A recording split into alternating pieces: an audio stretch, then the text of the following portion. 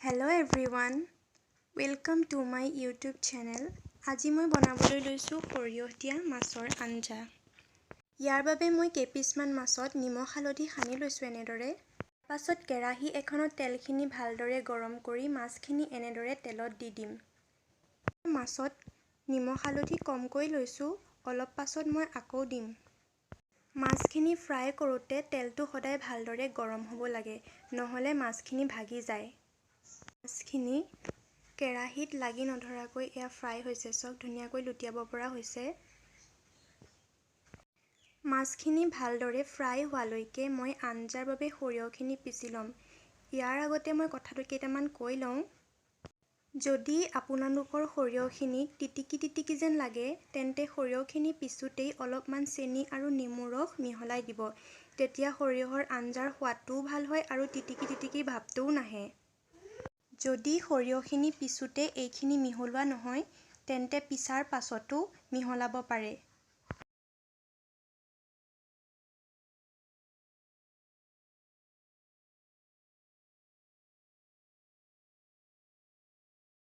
এয়া চাওক, মোৰ সৰিয়হখিনি পিছা হৈ গৈছে। এটা জলকীয়া লৈছো আৰু অলপ ধনিয়া কাটি লৈছো। লগতে 3টা বিলাহী এনেদৰে কাটি লৈছো আৰু পিঁয়াজ এটা কাটি লৈছো আৰু আদা নহৰু অলপমান এনেদৰে থেতেলিয়াই লৈছো।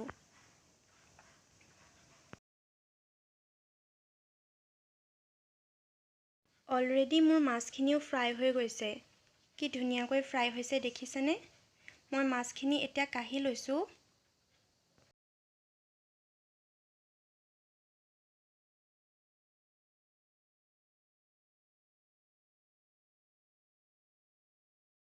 এতিয়া মই এটা কেৰাহী গৰম কৰি তাত 2-3 চামুচমান তেল দিছো।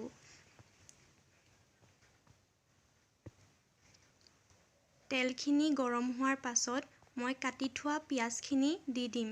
পিঁয়াজখিনি দিওঁতে গেছৰ ফ্লেমটো মিডিয়ামত ৰাখিব, যাতে পিঁয়াজখিনি জ্বলি নাযায়। এতিয়া মই থেতেলিয়াই ৰখা আদা নহৰুখিনিও দি দিম। অথনি মই মাছখিনি ফ্ৰাই কৰোঁতে নিমখ হালধি কমকৈ দিছিলোঁ, সেয়েহে এতিয়া মই আঞ্জাখিনিৰ বাবে নিমখ হালধি ইয়াত দি দিম।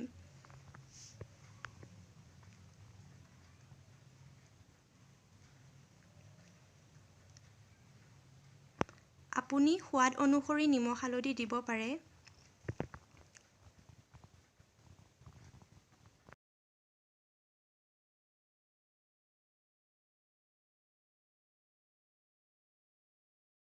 এতিয়া কাটি থোৱা বিলাহীখিনি দি দিছো।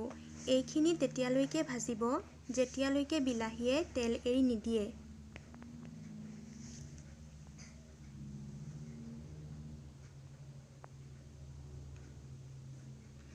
আপুনি যিমান জলকীয়া ব্যৱহাৰ কৰিব বিচাৰে দিব পাৰে।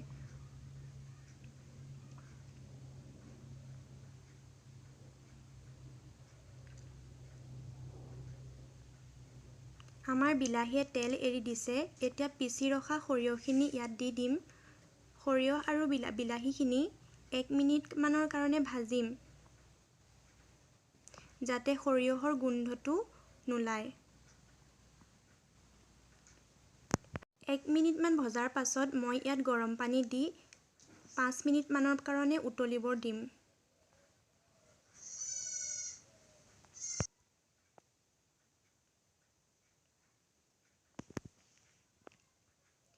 বিলাহী আৰু সৰিয়হৰ জোলখিনি উতলি অহাৰ পাছত ফ্ৰাই কৰি ৰখা মাছ দি দিম আৰু 5 মিনিটমানৰ বাবে আকৌ উতলিব দিম।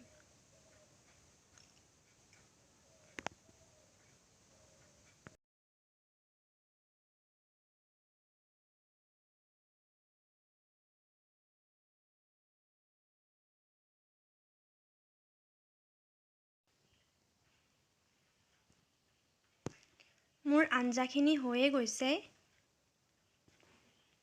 এয়া চাওক, ধুনীয়াকৈ সিজিছে।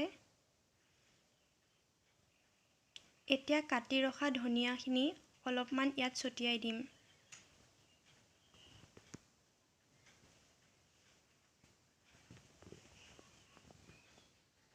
আপুনিও এনেদৰে বনাই চাবচোন, কেনেকুৱা লাগে কমেণ্টত জনাব। আৰু ইউটিউবত মোৰ এইটো প্ৰথমটো ভিডিঅ' হয়। যদি ভিডিঅ'খিনি চাই ভাল লাগে লাইক কমেণ্ট শ্বেয়াৰ কৰিব। এয়া চাওক মোৰ আঞ্জাখিনি কিমান ধুনীয়া হৈছে, কিমান সোৱাদ লগা হৈছে খাবলৈ।